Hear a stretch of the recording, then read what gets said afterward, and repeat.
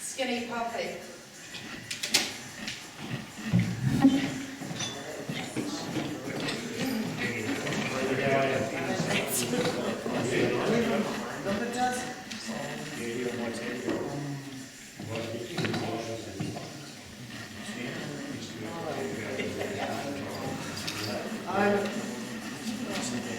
Good afternoon, everybody. Can you hear me?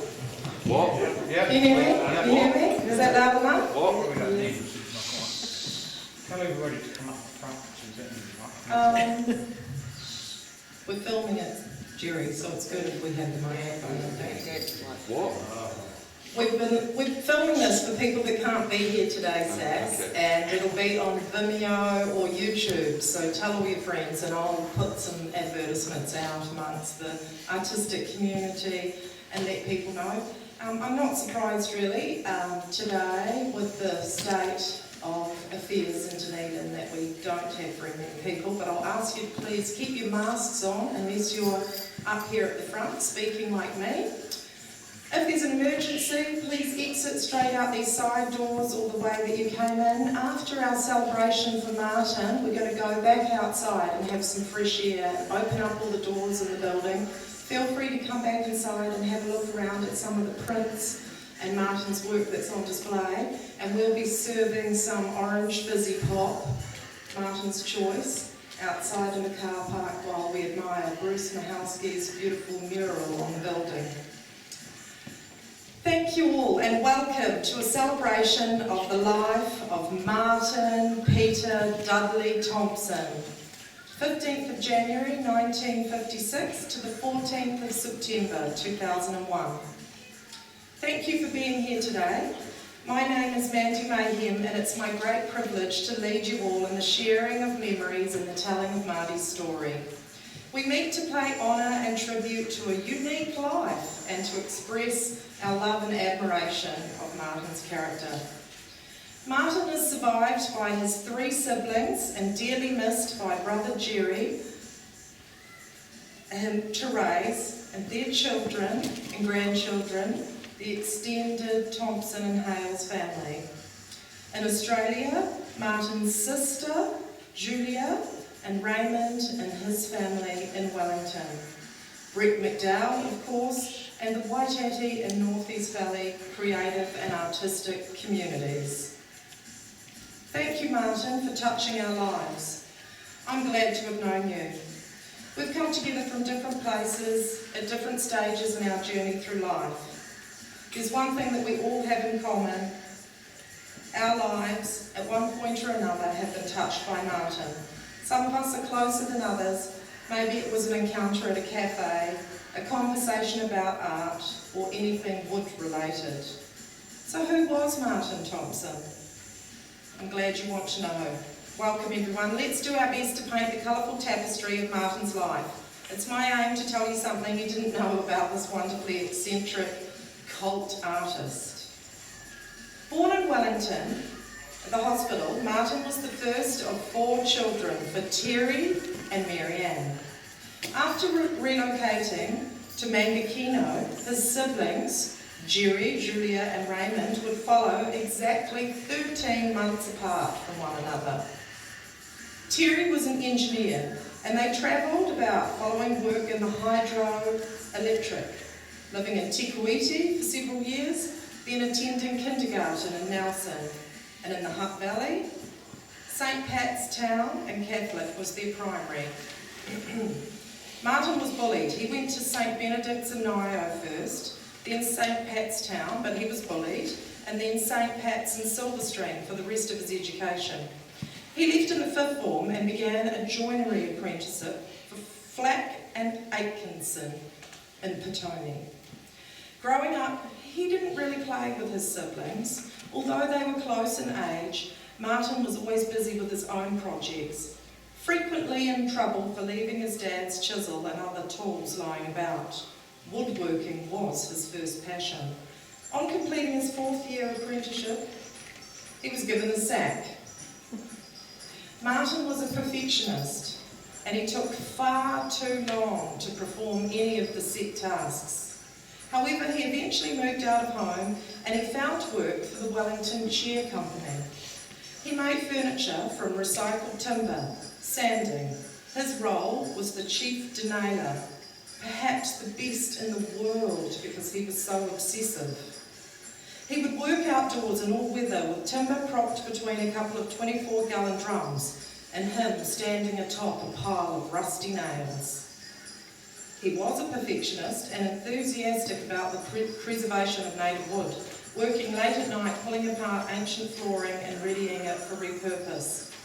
Frequently found at Thompson on Upper Cuba Street, working with the recycling crews for Luis at the Chair Company, Tony from Fox and Table, and Steve Hannafy, rest in peace. He worked doing some of the demo on and off, including working for an outfit on Happy Valley Road, which would have been a long walk for him up and over the Brooklyn Hill. This was in the 80s and 90s. Martin was found in Ara Valley and on Cuba Street, the heart of the capital's creative community. He had no fixed abode, but he did bed down at the back of the Ara Valley Community Hall in some little outbuildings. Martin was a regular at Midnight Espresso, a hip cafe on Cuba Street. Jeff Marsland from Havana Coffee spoke to me about him. He said, Martin always looked like he'd been dragged through a gorse bush backwards. He often freaked customers out with his rages when he messed up an art piece. He liked to just sit and draw, mainly because midnight was a late closing and he would be the very last person to leave with the staff. They gave him a warm place to be and he could smoke at the outdoor tables. Jeff said he made many attempts at conversation over the years, but Martin was a grumpy mumbler. It wasn't easy. But there was, however, mutual respect. Talking to Jerry, we discussed Asperger's syndrome. Martin had learned about it and pointed out to me he had a number of traits, like his obsessive behaviour and his difficulty communicating, as well as all the positive ones: intelligence, integrity, a good memory, observation for detail, extreme focus on topics of interest, and his special talents. That was a recent self-diagnosis, and I think Martin was probably right. His first love may have been timber, but it was quickly replaced by his drawing. He started drawing simply to occupy himself, and he would spend 10 to 12 hours a day working on complex pieces. A member of Vincent's art group, he would also frequent their workshop. Coordinator and support person at Vincent's, Glenn MacDonald, said Marty was a valued and respected artist at the Vincent Art Workshop for many years. Much love from us to his family and friends. She's the person that Martin would ask Brett McDowell to bring fairly frequently over the years. It was at Vincent's in 2003 he was discovered by Stuart Shepherd, an advocate for self-taught art. Also Peter Fay, and with their support and promotion, Martin's international acclaim began to grow. Martin came to Dunedin 15 years ago to attend his brother Jerry's wedding. He never left. For more than a decade in Dunedin, Marty was represented by Brett McDowell, hosting an annual show at his Dowling Street gallery over the years. Brett became a great friend and another advocate for Martin. Dunedin reminded Martin of Wellington before his precious Upper Cuba Street area was altered by the motorway. He liked the Gothic architecture. Martin was well supported here.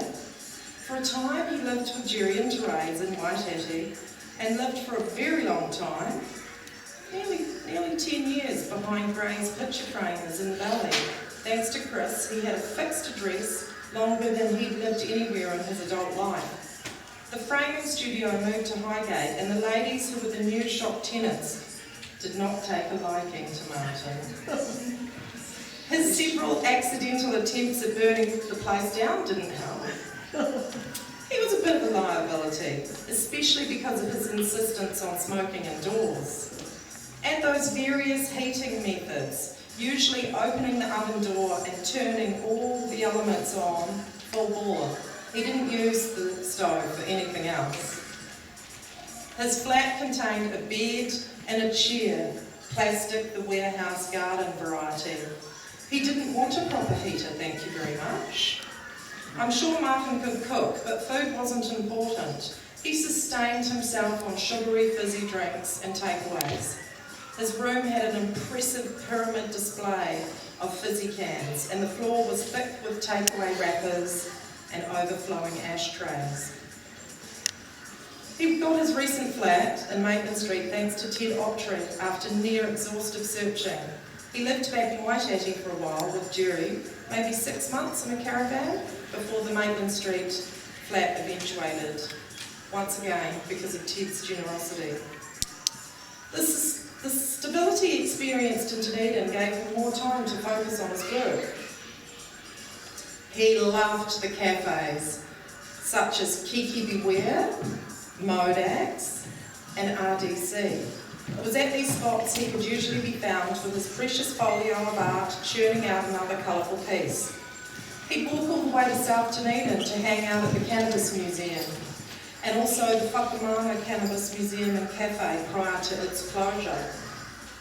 Just around the corner from Brett's Gallery on Dowling Street, very convenient.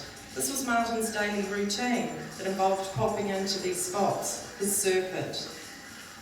We're going to talk some more about art and music soon, but now it's time to talk about the Martin that we knew, our relationship with him and our memories. I'm going to invite the family to come up now and speak. Despite the obvious difficulty, I know Jerry would like to talk about his brother. Thank you, Jerry. You'll get sick of just hearing my voice all the time. We'll break it up a little. Thanks. I've got a few treasures of his here. Here's his last pack of cigarettes. Ooh.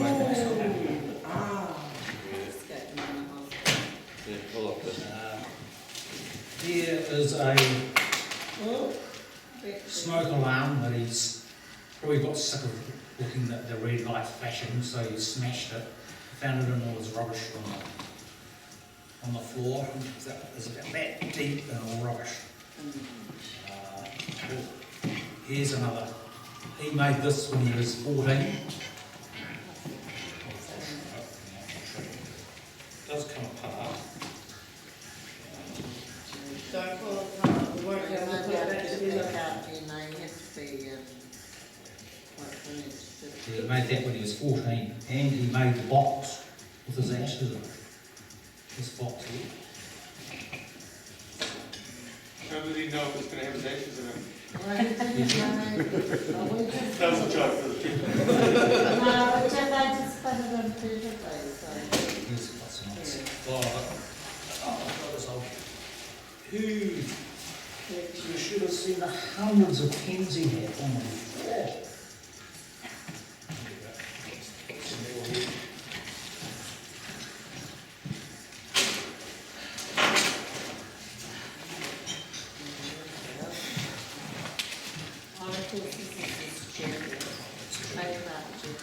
So Wellington, yeah, we talked about the Asperger's thing. Now it was legal career. He was actually busted about 27 times, marijuana possession. And me and my brother, about 1979, we visited him out Crawford prison because he was there for just possession. And on his 27th charge, he came before the judge, and the judge took one look at him and he said, looked at the police prosecutor and said, if I see this man in my court again, I'll do you harassment. And case dismissed. And the police left him alone. And that was 30 plus years ago.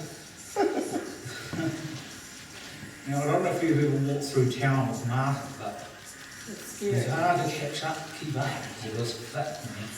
He'd walk to town and back, sometimes, if he couldn't get a ride. But well, he'd just walk out right in front of traffic. And he got a really badly broken leg in London, probably from that. So he had to spend a bit of time in my brother's place in Greytown, because he was actually living in a chicken coop at the time, RSLS. Flack and Atkinson, yeah, they because he refused to cut his hair and his beard, he had to wear a hairnet. So he got bullied because they nicknamed him Inner Sharples all the time. So yeah, Mandy's mentioned where he stayed. He came up for our wedding. He went back to Wellington. And he came back about a week later. All his possessions and a shopping bag. So he lived in the lodge for about 7 years. Well, the lodge to see about in Crown Street for our studio. And then the caravan, then Maitland Street. Oh, the measuring obsession. Oh, he had this horrible, he had this mathematical brain, and he'd always carry little, steel rule about that long, and one about that long, and he'd go around, and he saw a nice bit of wood like this, and oh, yes, beautiful. And my daughter came, stepdaughter came down with her baby Bella. How old was she? Yeah, 3 months. 3 months, and the first thing he said, oh, 3-inch forearms. So we got the tape. We got the ruler out, yeah, 3-inch forearms. Oh, Martin's clothes. Oh. That's his jacket. Well, where's his jacket? In front of you. In front of you. Yeah. Jacket. That is a clean. That was his last one. So That's his it's best not one. too bad.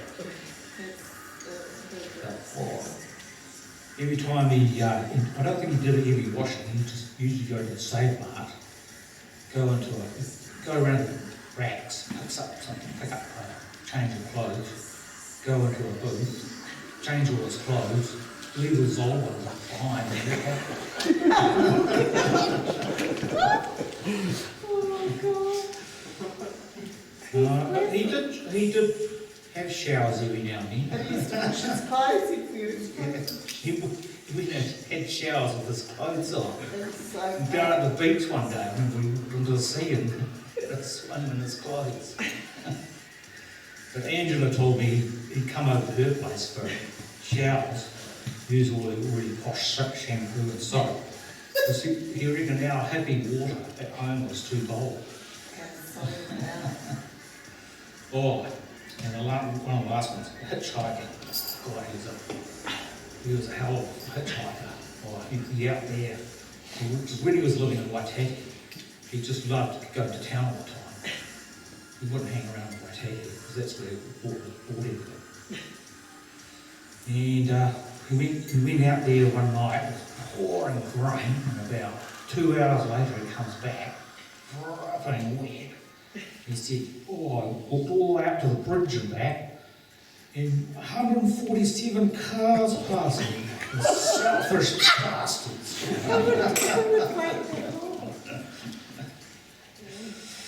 Anyway, here's his ashes in the box. They fitted really neatly, and I don't know about, going back to the clothing thing, he always, I don't know if you noticed, but he always wore shirts with pockets, and that was his ashtray. Because he lights a cigarette, he'd smoke about that much, and stub it out with his fingers, and put them in his pocket. And then because he had such really grubby fingers. And he'd carry all his money in his pocket too, like thousands of dollars, literally thousands of dollars. Yeah, and when he was in hospital, when I saw him in hospital, he had about $2,800 in his pocket, and that paid for his funeral. So he had the money to pay for his funeral. Cremation, sorry. Went up in smoke on, what day was that? I can't remember. Yeah, he went to hospital because he had like stage 4 lung cancer. He collapsed on his doorstep, and he was in hospital for about 6 weeks. And they kicked him out, and he spent about a week at our place, but he couldn't handle it, so he went back to hospital and died about a week later. And that was just when we got locked down before. So I didn't see him when he died. Didn't see him for a week before he died. So that's that. Yeah. Oh. Back together.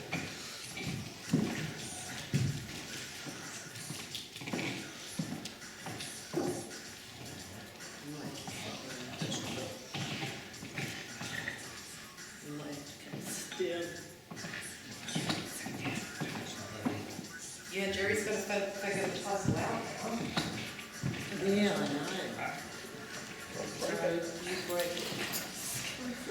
So well made. He made this 40, 50 years ago. Oh, yeah, look at it. Ta-da. Ta-da. That's very cool. Oh, is that your notes, Jerry? Also, the very wonderful Bruce Mahowski, artiste, would like to come up and say a few words about our friend Martin. Thanks, Bruce. Well, it's you basically doing this. Yeah, that's true. Here I am. On the bedroom. You're allowed to take your mask off. So I feel like a bit of a I didn't know Martin well, but I bumped into him in the late 80s or might have been about 90, probably 89, in Wellington in the Thompson scene when I moved there from Waiheke when my girlfriend got unexpectedly pregnant, and we thought we'd stay in Wellington for a little bit, but I ended up staying there for a long time, and so we were hanging around down at Thompson a lot, which some of you will know the Thompson scene, Cuba Street, and there was a workshop there that Steve Hannafy had gutted an old house and turned it into a woodworking shop, so it was the Wellington Chair Company. They also did demolition. Really not a lot of chairs got made. It was like a local hangout, and there was always a fire, and pretty much I don't think I ever went there and Martin wasn't sat in front of the fire, and I don't think I ever saw him denail anything. I don't think I ever saw him do any woodwork, but he was really excellent rolling spliffs. And the amount of damp that got smoked at that place, you know, it was just a never ending. You go in there any hour of the day and he would be there rolling. So that was fond memories. So he didn't talk much, as we know, but I had a couple of kids around that time and they were very young, and he used to really like my children. He was very good with children. And then I didn't know about the art side of it until Stuart took hold of him, and I think Stuart deserves a lot of credit for giving Martin that sort of lease of life. And so Stuart's not here, is he, behind the mask? So well done, Stuart, and some of his other people that have helped Martin over the years with his art, because like me, they're very interested in making patterns and an obsession with it. And I quite understand that, and I quite understand eccentricity and smoking lots of marijuana, so we had that in common.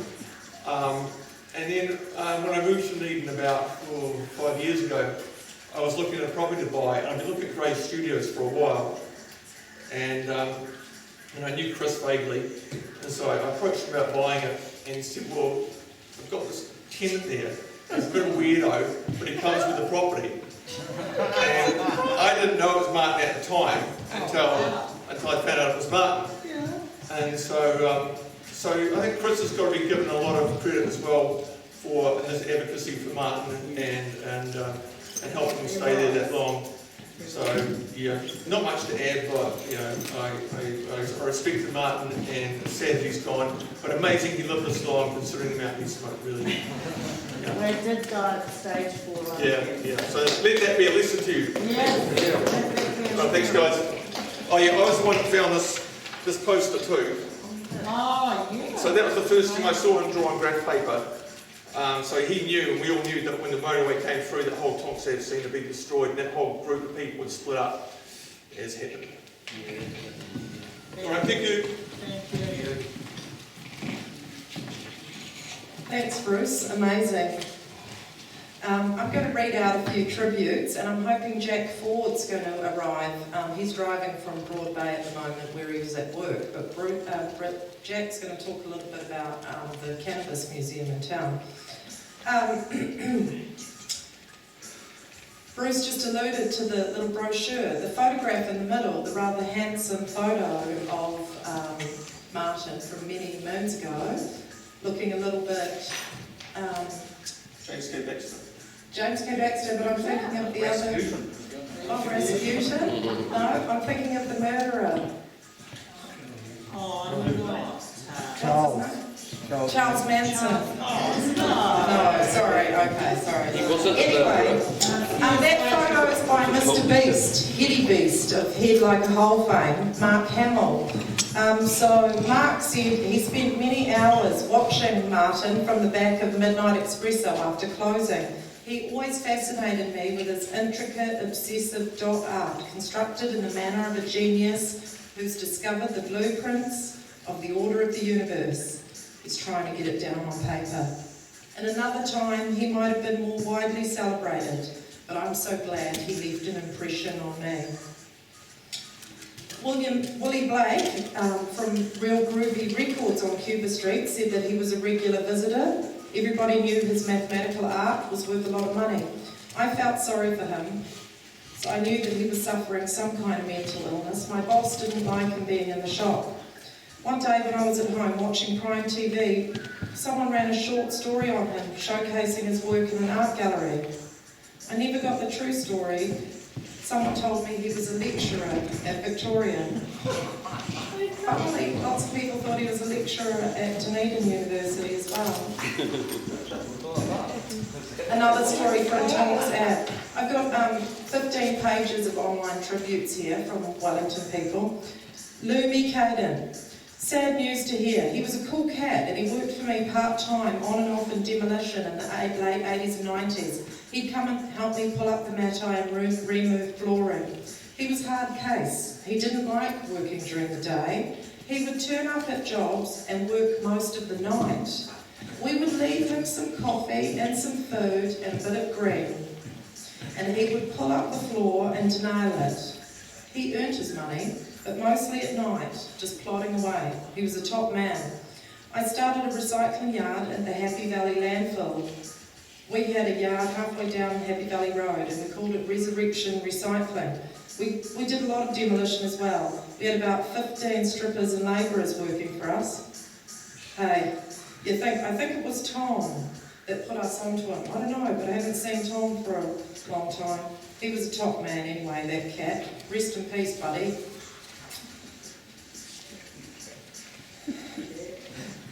Dave Watkins, drummer. I remember Marty very well from RO Street back in the 70s. He lived in the house next door to the old dairy, but then when it was knocked down and the dairy was rebuilt, we looked after him as a community. He had issues, but none of us considered they were bad. He was a complex person and at once simple. He was a good guy, really, and he enjoyed a laugh. Rest in peace, old bean. Terry Mitchell. Now, he's contributed a couple of photos that have a little written piece in the corner of Martin on Cuba Street. I remember Martin from about 2001. I also have his autograph. He was an interesting chap. I used to work at the old Normal shop and then the Freedom shop on Cuba Street from 94 till 2001. Marty was a staunch opponent of the Cuba Street bypass at the time. He'd pop into the shop on a Thursday for a chat and a puff.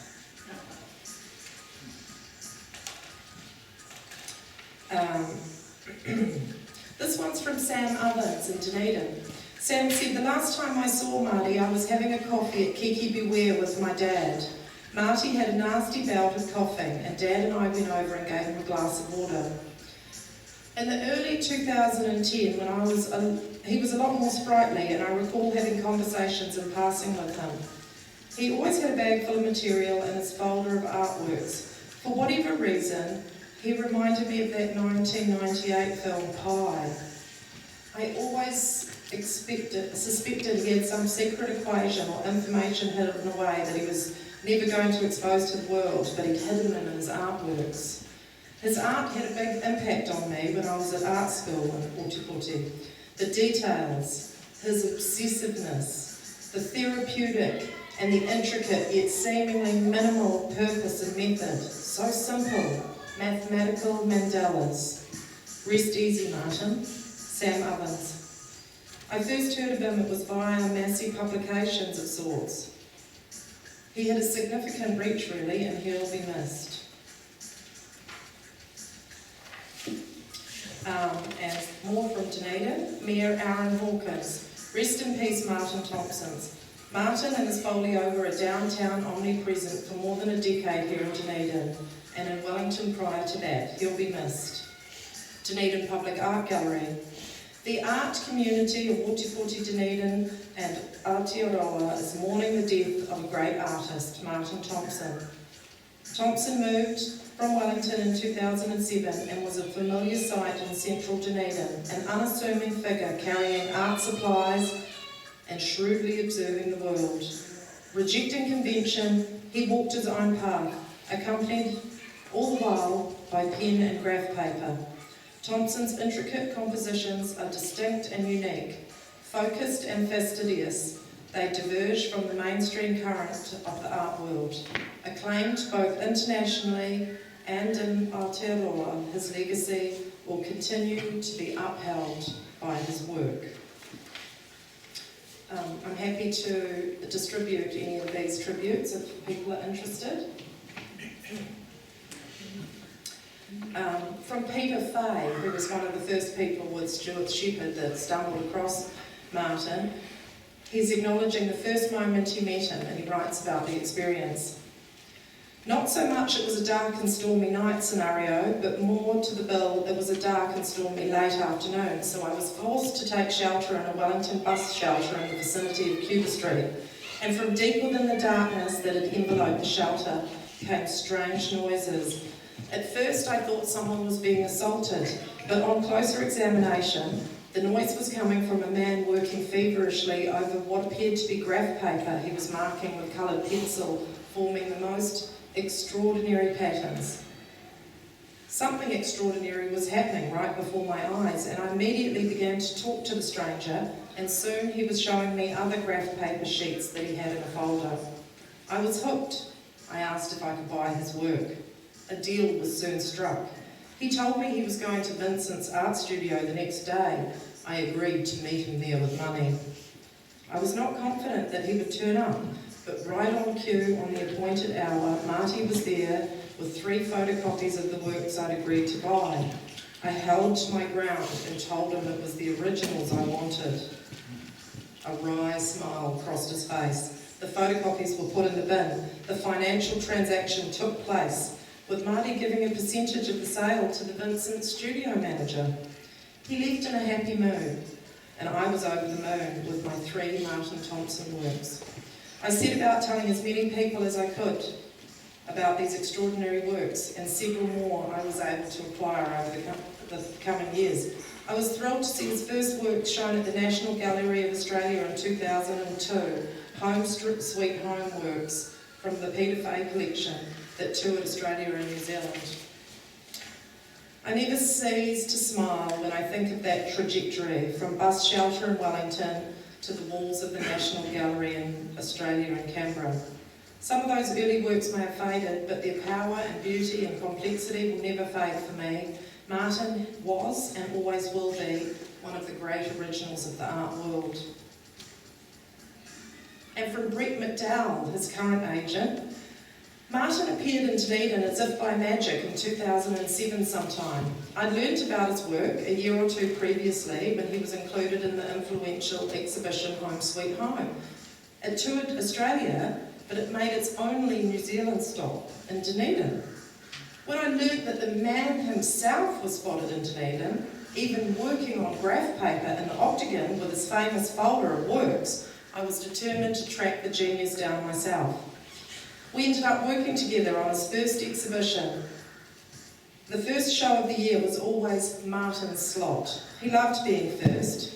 Over 15 years we had as many shows, and we sent countless artworks to New York, Paris, Brussels, all over Australia and to all corners of New Zealand, all of which was amazing, and in the most delightful way, none of this really impressed Martin. Martin was the making of my gallery, and therefore the making of me too.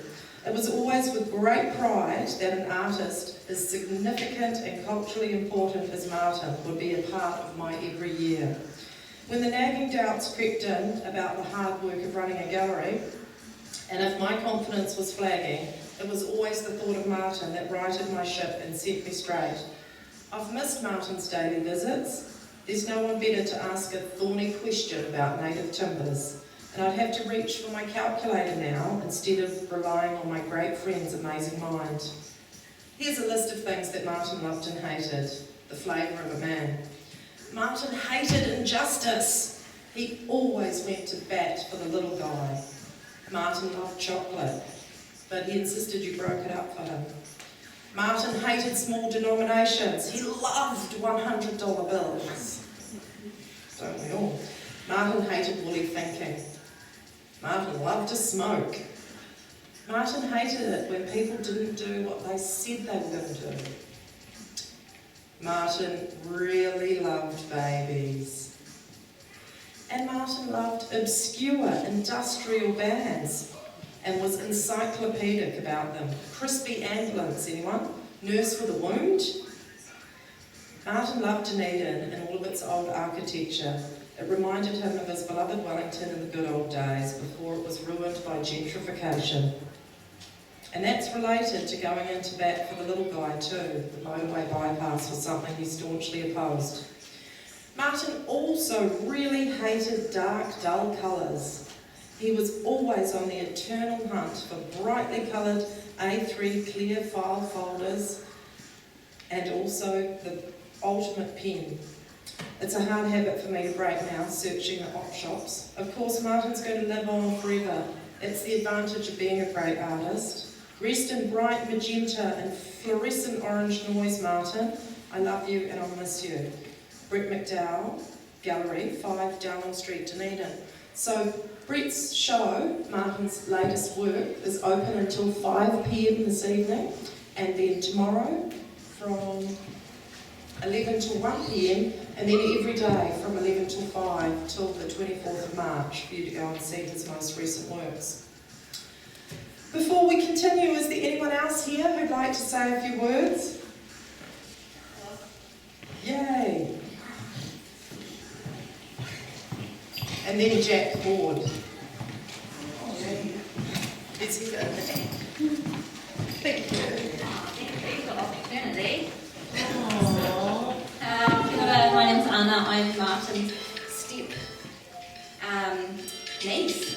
So it was really lovely to hear Mandy and I'm sorry I forgot your name, but Bruce speak about Martin's love of babies, because that's what's imprinted on my heart.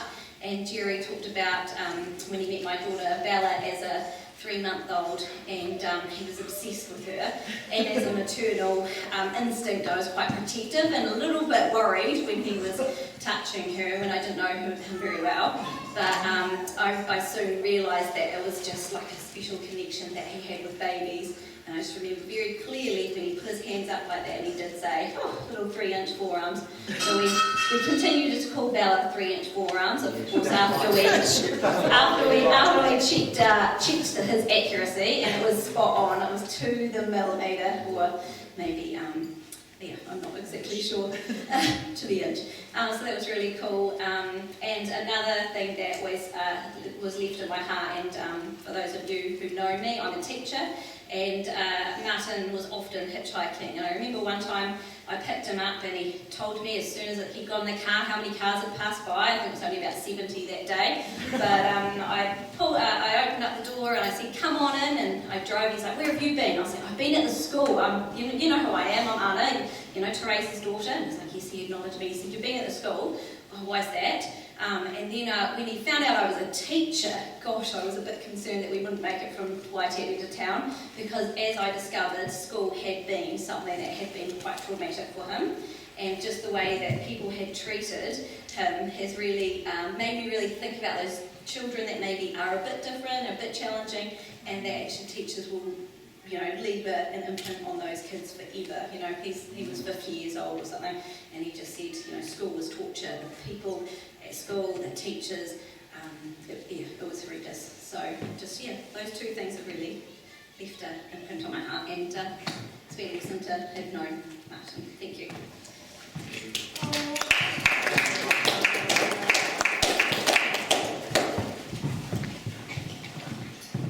Thank you, Anna. That is beautiful. And he did love babies. My babies too. I'm going to mention that a little bit later. Jack, would you like to say a few words about your time in Waititi, living at the Opera House, and Martin's visits to the Cannabis Museum?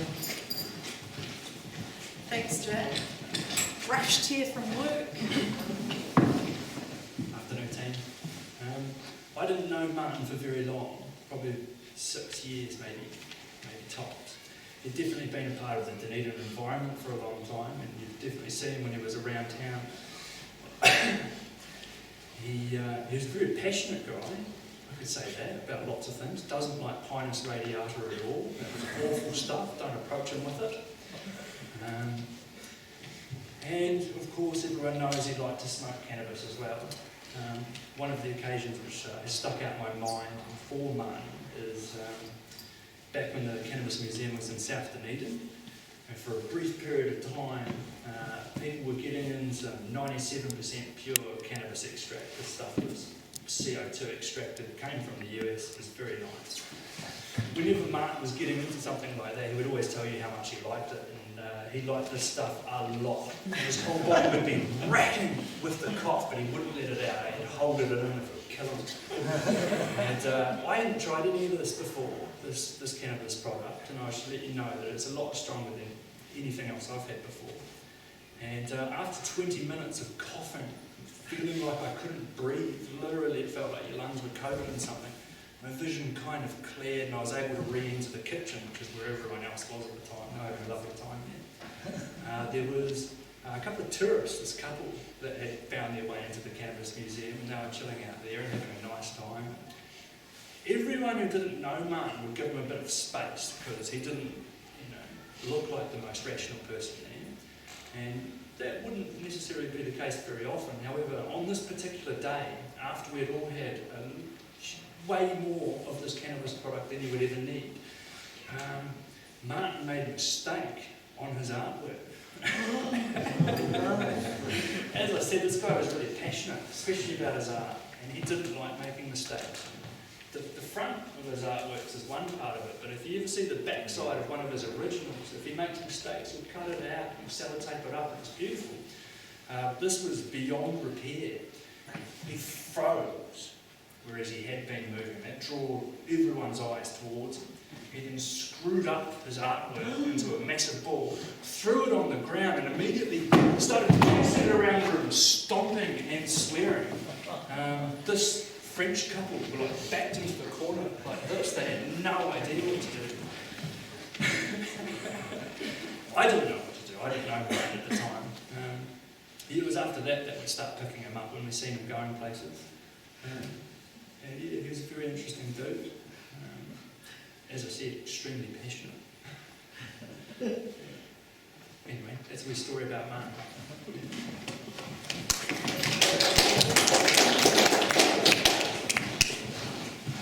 Thanks, Jack. Great story. And if you've ever been privy to one of those little rages, they can be quite spectacular. Thanks for sharing, everyone. I'd like to say a few words now about my relationship with Marty. So I first met him at Midnight Espresso. I was fascinated by him in my 20s, and then he appeared back down here in the south when my kids were quite little. And as Brett and Anna and Bruce have mentioned, he loved babies. I knew a bit more about who he was then, and I was drawn to advocate for him when he was unable to stay at Gray's studio in the valley. It was really difficult, of course, trying to find a home or a flat. He did live in the caravan happily for a while, but he wanted to be back in town really badly. Ted Autry was a lifesaver. That was over 3 years ago now, and that's probably when I had the most to do with Martin. He was always adamant about what he wanted, and he wouldn't settle for less. And because of his smoking habits and insistence around this, I had to coach him a lot to say that he was not going to smoke inside. But he wanted to tell the truth, and he would not tell a lie. Oh, that was hard. He just was honest. He was so honest about his intentions all the time.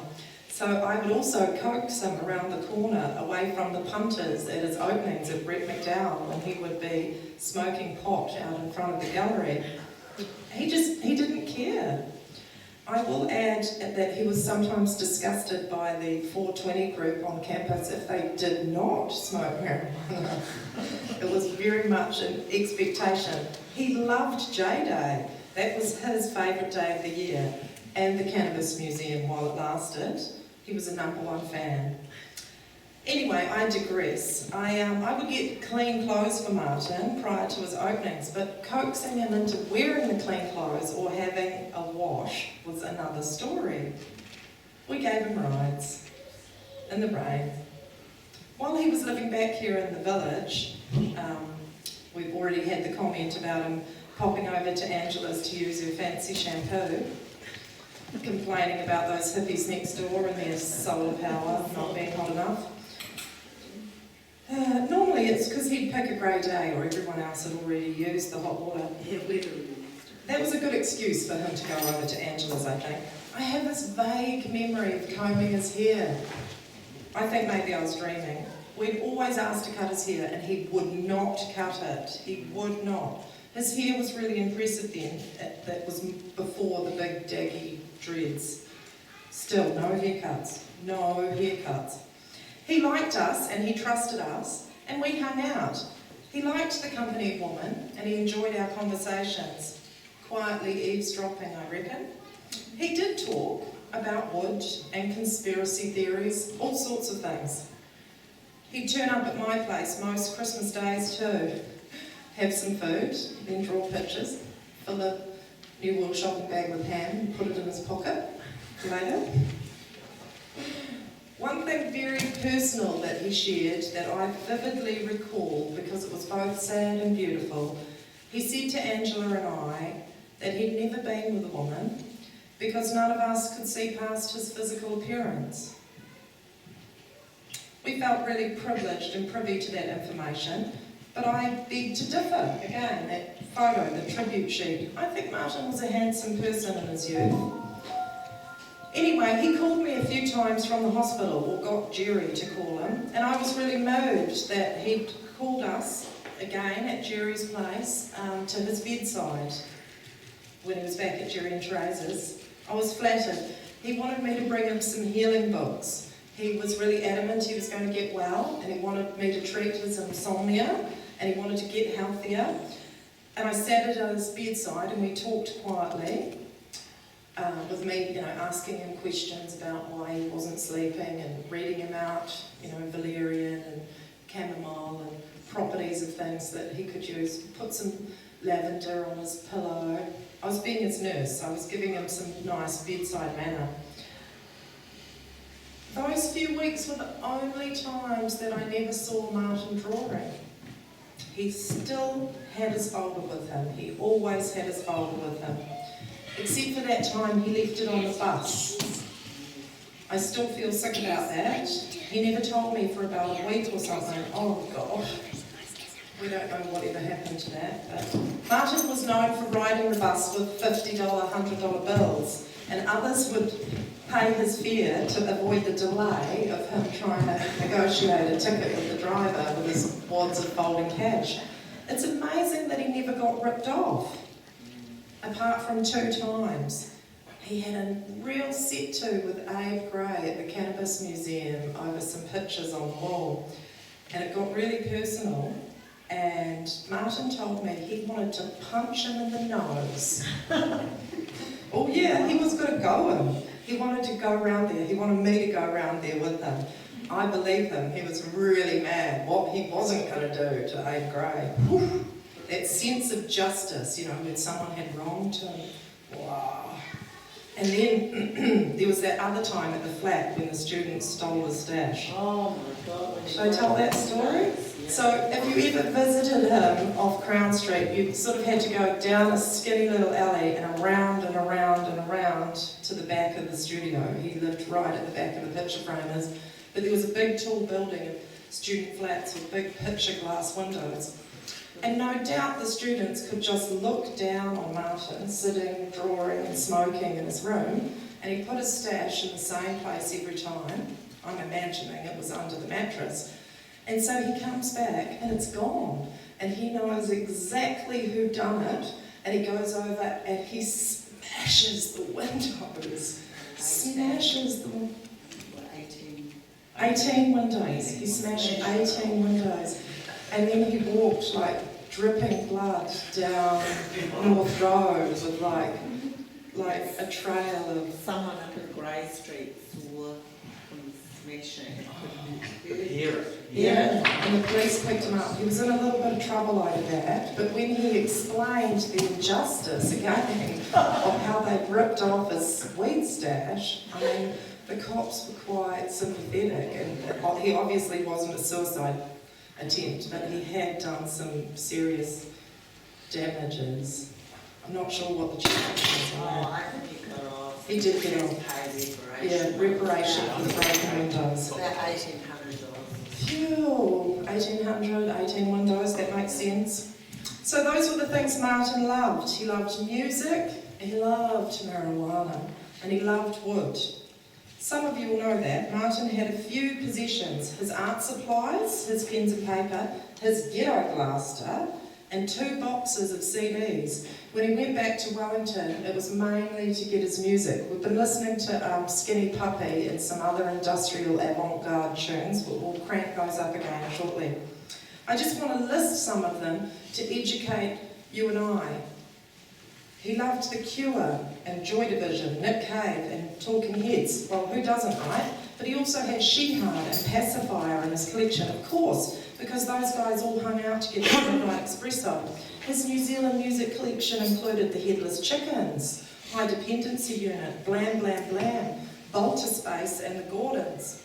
He liked heavier bands like Ministry, White Zombie, Alien Sex Fiend, The Skeptics, Switchblade Symphony, Killing Joke, Clock DBA, Hair and Skin, Trading Company, classic punk like Revolting Cocks, Tinnitus, Throbbing Gristle, PIL, Lydia Lunch, Fetus, New Skin, Skinny Puppy, Dance Macabre, Solid Goth Hits, and Leibush, famous for their covers of The Sound of Music.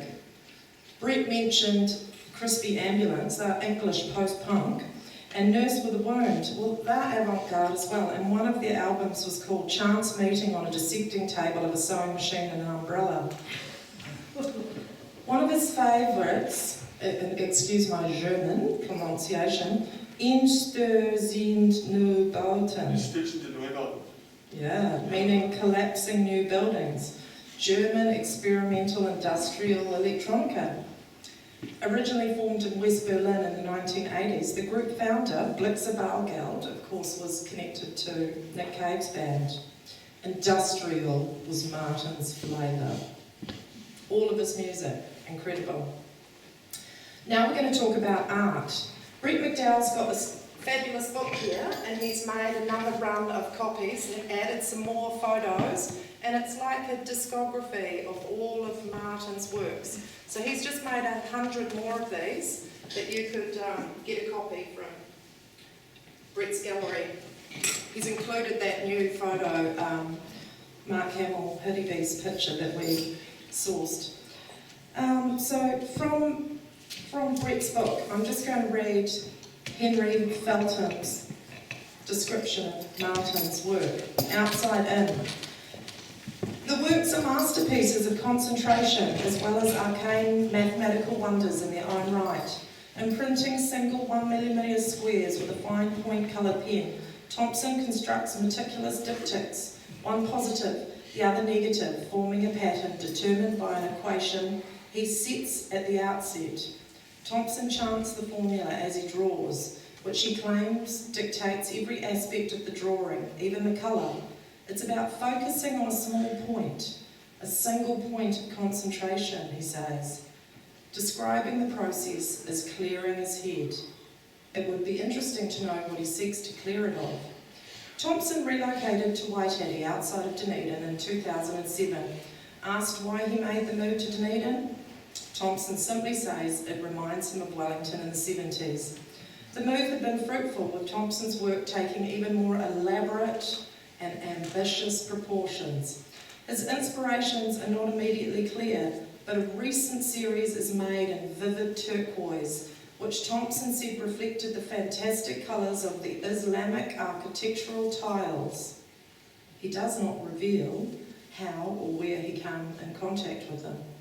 He credits the films Easy Rider and Zabriskie point with directly influencing his works, but he struggles to explain why.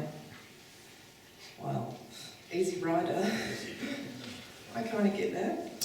Labelled an outsider artist, unavoidable and inadequate, a catch-all for the unclassifiable, Thompson's singular subject, his oblique manner and lack of formal arts training are the traits of the outsider family, but a number of normal artists operate this way in the mainstream.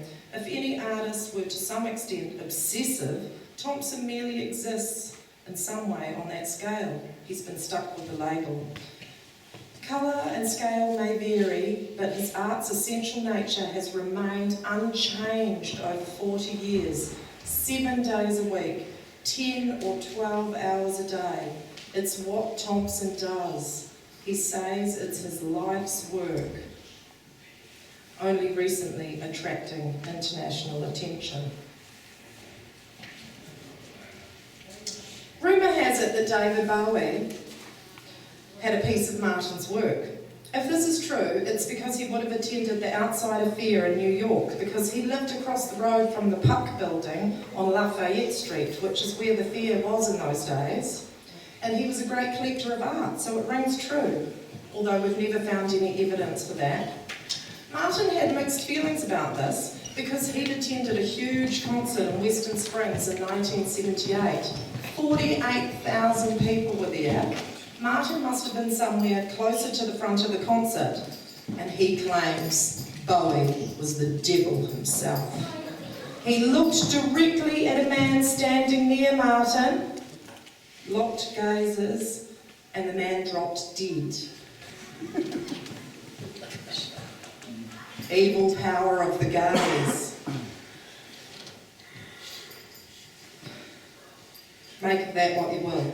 Martin had a very simple lifestyle, and a perfect day for him would be set up with his pen's uninterrupted focus on his art. He never got sick of it, truly obsessive, 40 years or more. Now, I've thought long and hard about what rated the highest for Martin. If he had a mastermind topic, what would it be?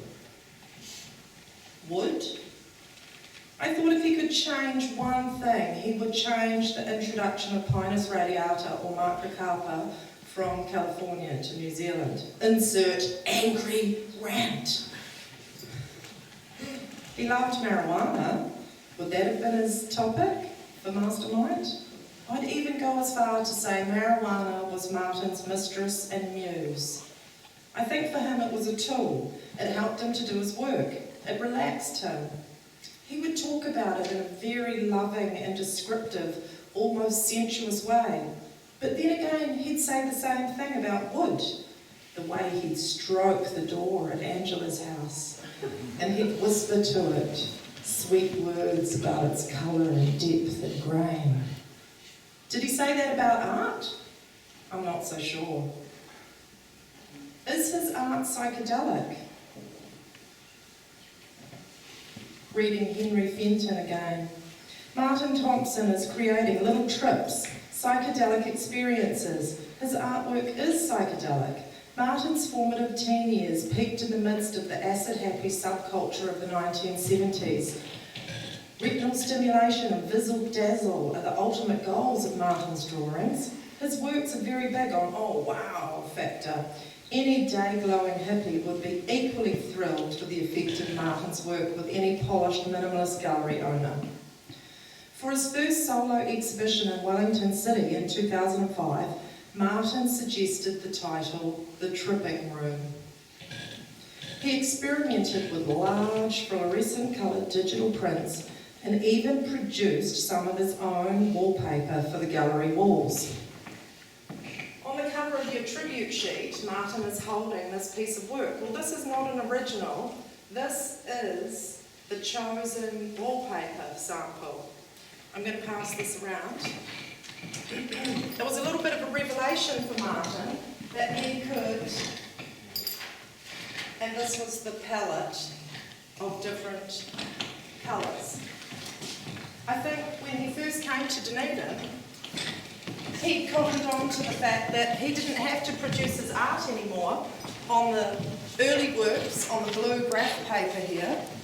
He's giving us a key to his work.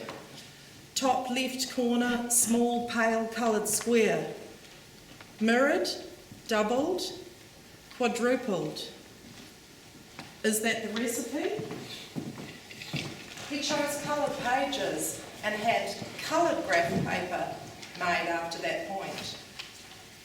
But yet we don't see any of the works on the coloured graph paper. Martin still has a whole purple ring of this paper sent to him by Stuart Shepherd, and it's unopened. A letter from Stuart says, 2008, I hope this is the graph paper you wanted. I'll be coming down to Dunedin soon. He held on to that paper unopened because for Martin it was the process. You know, he could have changed and just gone straight to digital media. He could have had all of his work digitalised. He could have filled whole rooms, tripping rooms, with the wallpaper like in Wellington. But he never did that. His most recent and most complex drawings are still that white graph paper that he started with. So there was that potential to create something much more vivid, but he stuck to his original painstaking pen process. That's it, the process. It was his way of life. You can see on that sheet that's being passed around, there's little asterisks on the colour combinations that he liked, and those were the three colours he chose, purple, yellow and green. The most vivid.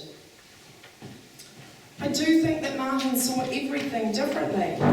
Maybe he was permanently tripping in 3D, as Mark Kane would say, neighbour and friend. For a long time I didn't get it at all. I thought Martin's work, to me, they looked like nana knitting patterns or embroidery. Strange, grid-like crafting recipe, mono. I'm not a numbers person, and it's not until you attempt to imitate Martin's work that you begin to understand the complexity of the equation. I talked to Angela about this. If Angela was here, she would try and speak to it. And again, apologies for all the people that couldn't be here today. She's currently self-isolating, design tutor from Polytech. I know on her behalf that she set out confidently, believing that she'd cracked the code, as seen in the earlier pieces, top left small cube. Repeating, growing and flipping. Easy. Well, I dare you to try. Words flew too, and she cursed the heavens when the pattern got messed up. Martin was a modern-day Descartes, working out the natural logarithms on paper, the fabric of the universe, beginning with just one dot, grows and expands, it explodes zygotically across the page, mirroring itself like a tiny fractal universe, infinitum. Archimedes knew the formula. If, equally spaced, the distance between successive turns of the logarithmic spiral increases in a geometric progression, every ray from the centre intersects every turn at the spiral on a constant angle radiating out. Stuart Shepherd's words capture this beautifully. High on numbers, another excerpt from Brett's book.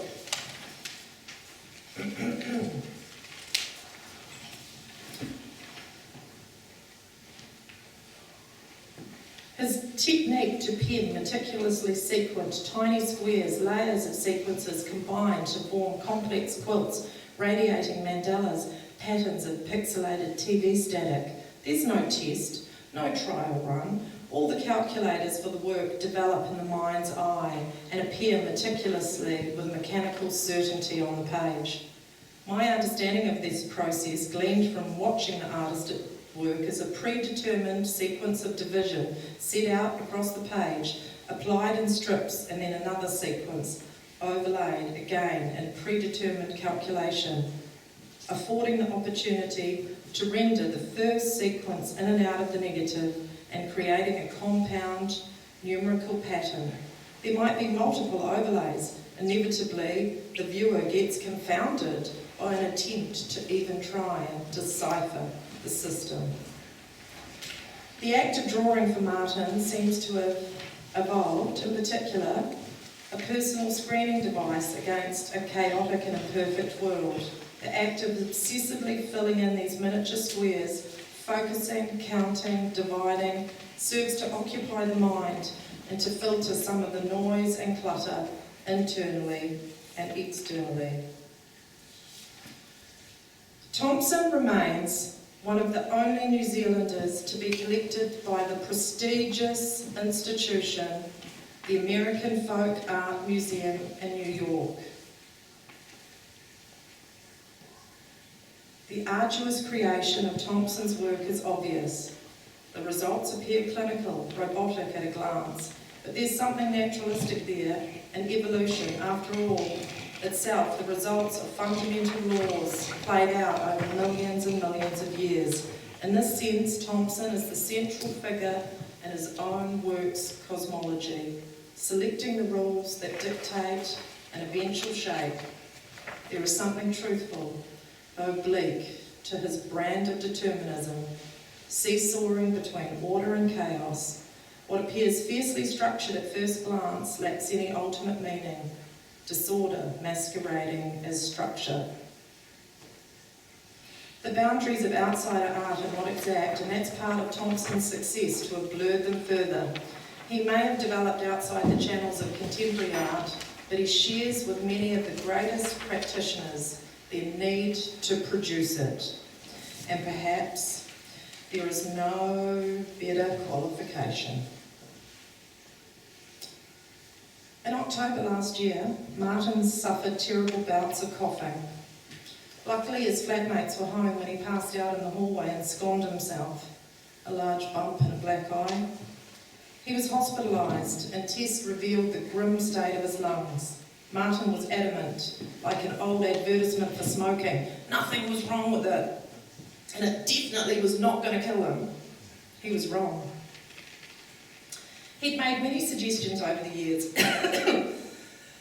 about what cancer might kill him. He was wrong. There's your beer,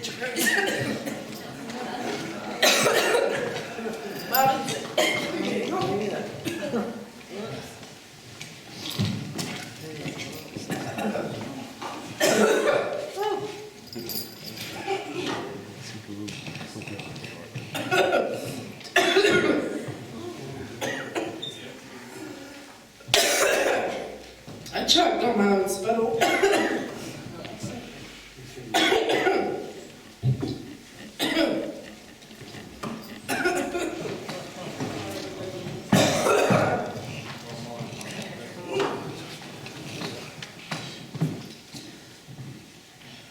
Martin was out at Jerry's for a week in Waititi before he passed. I asked him several times over that period if he was in any pain. He said, not at all. He wasn't sleeping well, but that was it. He went to the hospital at the start of lockdown. That was a blessing for him. They cared for him. They helped him to breathe. He was just so weak. The hospital gave him 6 months initially, but he passed away after 6 weeks. Rest now, Martin, pen in hand, with all the graph paper in the sky. Aotearoa has lost a great artist, the likes of whom we will never see again. Thank you everyone for being here today. I hope you know a little bit more now about the man that Martin was.